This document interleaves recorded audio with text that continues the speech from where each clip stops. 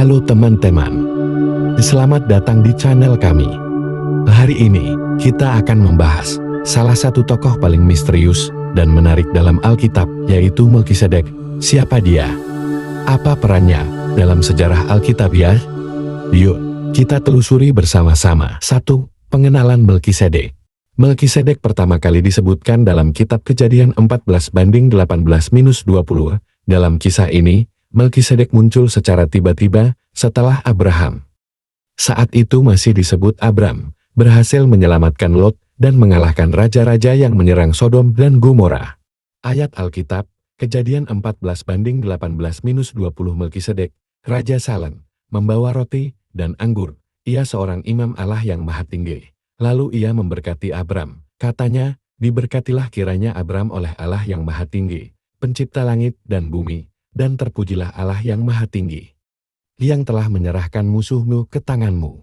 Dalam perikop ini, Melkisedek digambarkan sebagai Raja Salem dan Imam Allah yang maha tinggi. Ia membawa roti dan anggur, lalu berdagang Abram. 2. Raja Salem dan Imam Allah yang maha tinggi. Nama Melkisedek sendiri berarti Raja Kebenaran, dan sebagai Raja Salem, ia juga dikenal sebagai Raja Damai.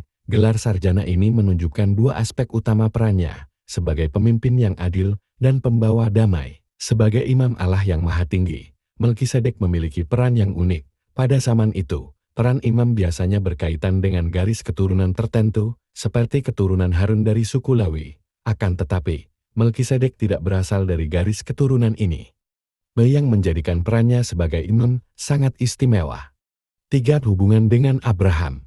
Pertemuan antara Melkisedek dan Abraham menunjukkan hubungan yang penting. Abraham memberi Melkisedek 1/10 dari semua hasil rampasan perang, menunjukkan penghormatan dan pengakuan atas peran spiritual Melkisedek. Persembahan 1/10 atau perpuluhan adalah tanda hormat dan pengakuan terhadap otoritas rohani. Tindakan Abraham ini menegaskan status Melkisedek sebagai imam yang dihormati bahkan oleh bapak bangsa Israel. 4. Melkisedek dalam kitab Mazmur. Melkisedek disebutkan kembali dalam kitab Mazmur 110/4. Di mana Daud menubuatkan seorang imam yang akan datang menurut peraturan Melkisedek. Ayat Alkitab, Mazmur 110/4. Tuhan telah bersumpah, dan ia tidak akan menyesal, engkau adalah imam untuk selama-lamanya, menurut peraturan Melkisedek.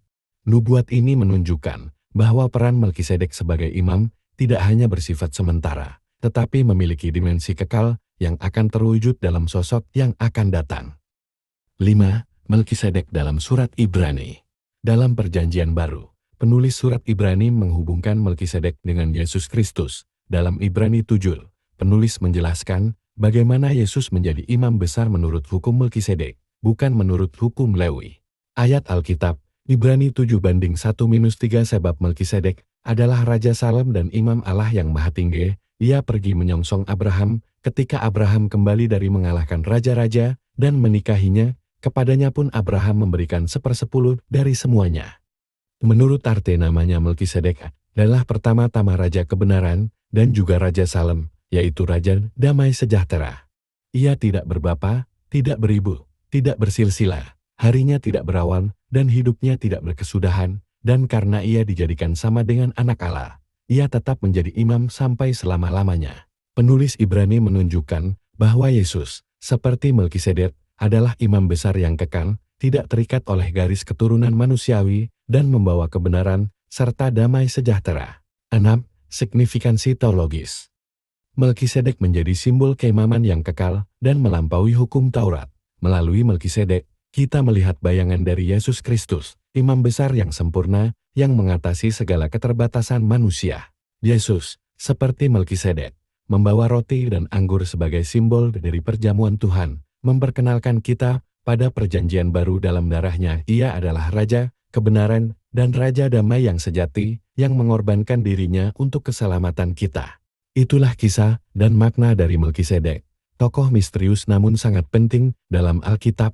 Melalui hidup dan pelayanannya, kita mendapatkan gambaran tentang keimaman dan kerajaan Yesus Kristus. Jangan lupa untuk like, komen, dan subscribe untuk mendapatkan lebih banyak konten inspiratif tentang tokoh-tokoh Alkitab dan iman Kristen. Terima kasih telah menonton, dan sampai jumpa di video berikutnya.